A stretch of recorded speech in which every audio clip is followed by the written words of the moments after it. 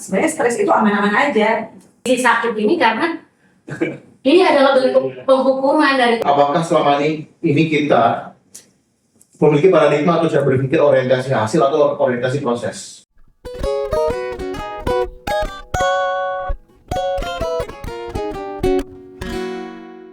Ngomong-ngomong soal akar masalah, tadi kan kita udah ngebahas di pembahasan sebelumnya mitos yang berkembang di dunia gereja, pelayanan, terus kita lanjut ngebedain apa itu stres, apa itu dosa, dan sudah sangat sangat baik dibahas ya oleh para narsum. Nah, dalam poin ini mungkin Kak Meme sendiri gimana? Kak Meme pernah ngerasain nggak terjebak di dalam kondisi-kondisi yang dari tadi dibahas? Iya, Refleksi. benar-benar aku pernah banget ya, kayak stres itu tuh benar-benar kayak membawa aku ke semakin baik, semakin mengenal Tuhan, atau membawa ke dosa. Semakin jauh ya. Jadi aku lebih paham sekarang setelah Pak Denny tadi menjelaskan mengenai itu bisa, sebenarnya stres itu aman-aman aja, tapi tergantung respon kita balik lagi. Jadi itu akan membawa ke dosa.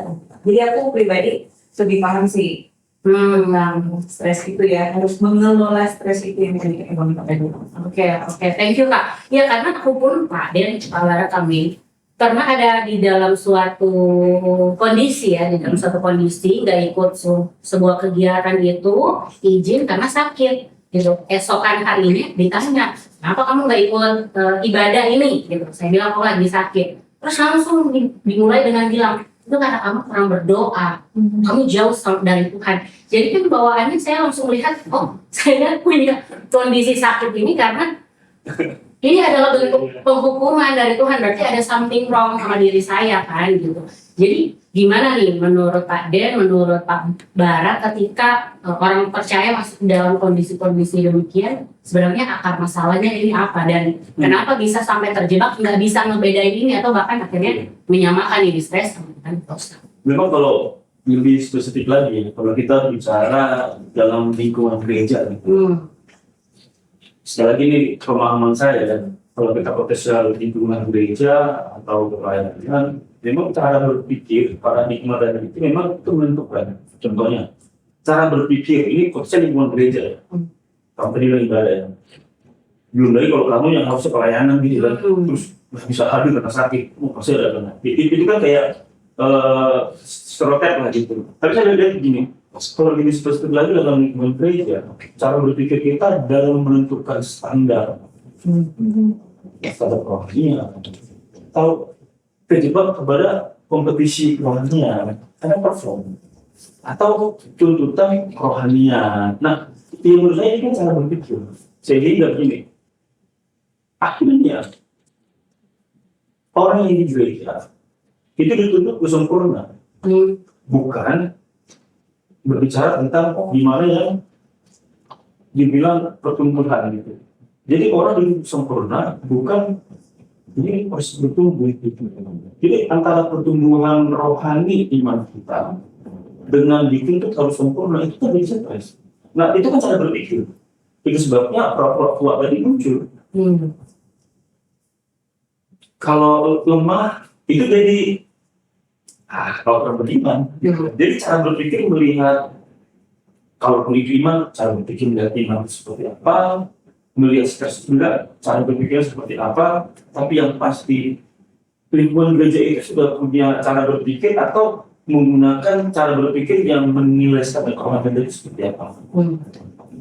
Kompetisinya membangun apakah pelayanan itu jadi kompetisi, performa jadi kompetisi gitu ya. Sehingga implikasinya adalah perform itu harus maksimal. Yang penting saya bilang tadi bisa mengulang. Akhirnya terjebak kepada dalam gereja berlomba-lomba gimana menjadi sempurna. Bukan ini untuk progres. Kan progresif ya. Kalau setahu saya Pak ya, pembelajaran saya kita ini kan ada progressive certification kira begitu ya. Harusnya kan angle itu dilihat. Kalau kita bisa melihat lingkungan gereja itu adalah ini ruang tempat untuk bertumbuh. Jadi wajar kalau saya bilang, nggak apa kalau kamu stres. Nah, jadi bertumbuh. Tapi kalau yang saya melihat harus sempurna, nggak ada jalan di situ. Lagi stres. Jadi cara berpikir dalam menentukan standar rohani, ini konteksnya lingkungan gereja. Standar rohani atau tuntutan rohani atau apapun lah yang sifatnya rohani itu menentukan. Tapi yang ingin saya yakini, yang saya pelajari dalam hal kita itu nggak lebih sempurna, tapi lebih gimana ini orang yang bertumbuh rohaninya di dalam dan karakter sesuai begitu adanya. Ya, nah menambahkan lagi bahwa ada dua orientasi pemikiran kalau saya boleh mengemas dengan cara istilah yang berbeda ya Pak Bara. Jadi apakah selama ini kita memiliki paradigma atau cara berpikir orientasi hasil atau orientasi proses? Ya, Seperti yang tadi dijelaskan. Yang mana nih kalau kita bicara soal pilih yang mana, memang tidak bijak juga kita harus pilih yang mana, karena dua-dua sama perlu. Cuma yang selama ini terjadi seringkali yang dominan adalah orientasi hasil kan Pak. yes, Yang dituntut adalah sempurna.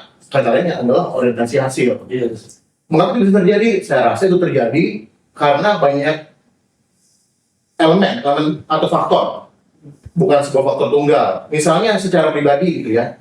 Secara pribadi natur manusia seperti yang tadi, selalu suka sukses story. Ya, Nonton film, senang nonton yang Ending. Happy happy ending. gitu. Belum lagi kalau kita bicara soal katakanlah ketika keluarga itu membentuk sebuah nilai dalam kehidupan seorang anak gitu ya. Ya walaupun tidak bisa digeneralisir, tapi kan biasanya kebanyakan ya orang tua ingin anaknya berhasil. Mungkin entah bagaimana di dalam keluarga itu terbentuk. Saya harus berhasil, nilai sekolah saya harus bagus, rapor saya harus bagus dan sebagainya gitu. Berikutnya lagi bicara soal sosial. Bagaimana orang-orang yang di sekitar kita, keluarga besar atau mungkin teman di sekolah pun memiliki cara pandang yang sama. Belum lagi culture.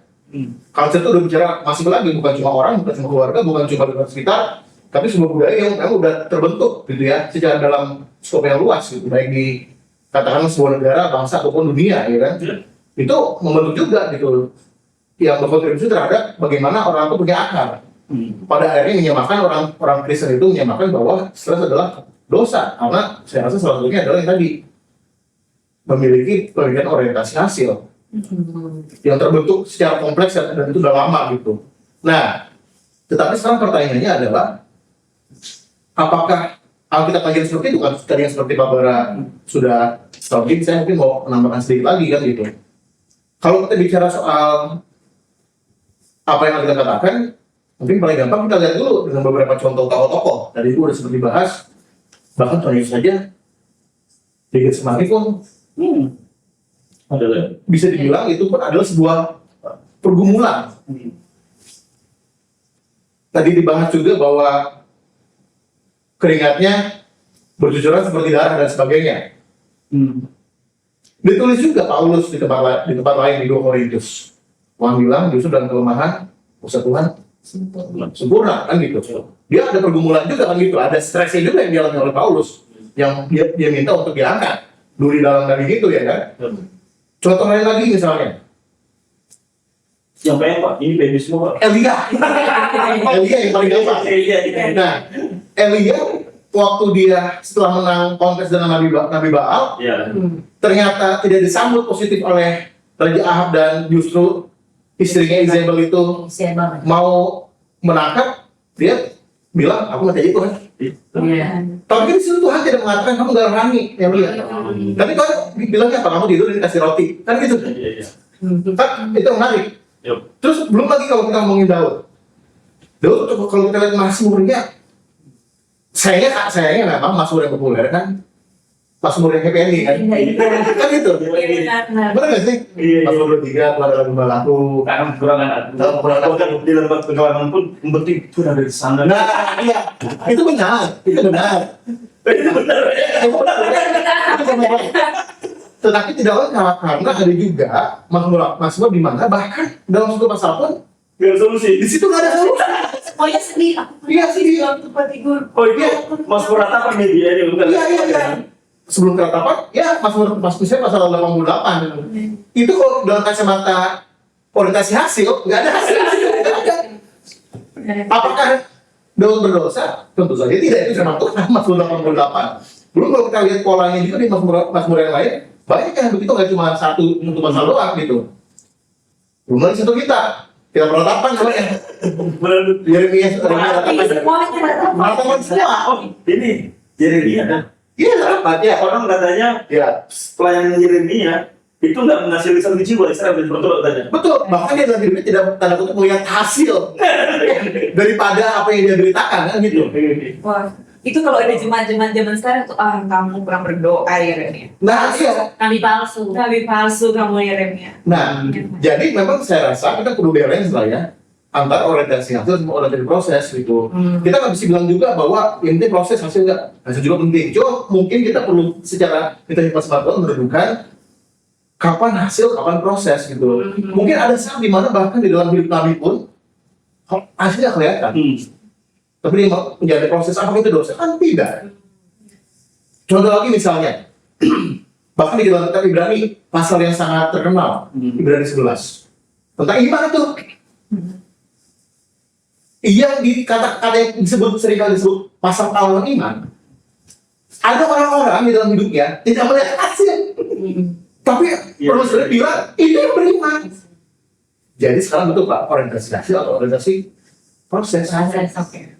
Nah, sekarang bagi kita di gereja adalah perlu tahu ini gitu, bahwa jangan langsung dijudge ketika proses itu berjalan, dan apalagi dilihat dengan kacamata hasil, kita langsung judge kamu berdosa gitu. Gagal.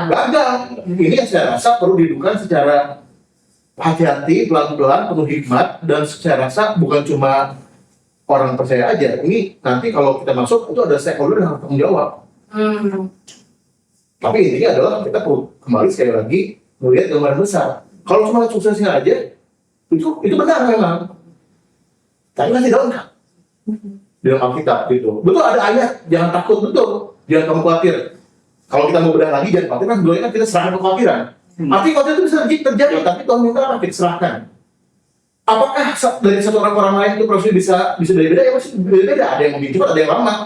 Jangan sampai kalau lama, kamu nggak beriman, itu jangan. Karena proses perorangan pun bisa berbeda-beda. Gitu. Itu yang saya rasa, kalau bicara soal akar, kompleks, dan saya rasa sekali lagi, pada akhirnya, bagaimana kita bisa menyikapi sesuatu yang muncul dari akar itu juga adalah sebuah hal berikutnya yang memang kita perlu sikapi dengan bijak lah.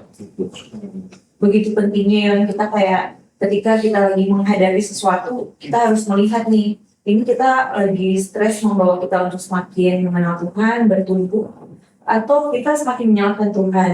Jadi pola pikir kita buat kita-kita yang mungkin lagi stres sekarang ya, mungkin coba dilihat lagi, ini stres membawa kita dampak baik atau enggak. Terus pola pikir buat jemaat-jemaat kalangan juga harus diperhatikan ya, jangan sampai kita cepat berkata-kata langsung, kamu gini, kamu gitu. Padahal sebenarnya dia sedang mengalami proses stres itu ya, belum hasilnya gitu.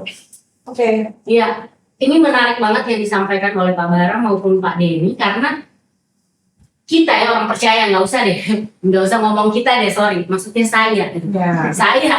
Ketika mengalami yang namanya stres, itu kan langsung dikaitkan dengan dosa. Gitu. Saya pun pernah ada di fase jatuh bangun di fase itu. Gitu. Tetapi tadi ditambahkan poin barunya dari Pak Denny, ada yang namanya iman gitu. Ini kita melihat dari fase yang mana nih? Dari fase ketika kita orang beriman, kalau ngalamin stres dan ternyata Tuhan melihat si orang beriman ini ngalamin stres itu, it's okay, dan Tuhan menemani, ya, jangan sampai malah kita yang mendefinisikan apa yang ternyata Tuhan nggak definisikan juga kan di dalam kehidupan si orang beriman ini, di dalam kehidupan orang percaya. Nah, jadi Pak, kalau misalnya Pak Den maupun Pak Bara, kalau misalnya bisa saya berikan sebuah statement, jadi bisa nggak dibilang bahwa masalah utamanya ketika seseorang mengalami jatuh bangun, bahkan tadi terjebak di dalam performa, mitos-mitos di gereja, masalah utamanya kalau gitu bukan lagi stres sebenarnya. Masalah utamanya ternyata ada standar yang salah, bisa gitu nggak? Atau lingkup yang ternyata toksik gitu kan, lingkungan yang toksik, atau bahkan tadi definisi iman yang keliru, yang harus tampil orientasi yang tadinya orientasi hasil ya Pak gitu, atau bahkan ada ketakutan jadi lain, bisa nggak kira-kira?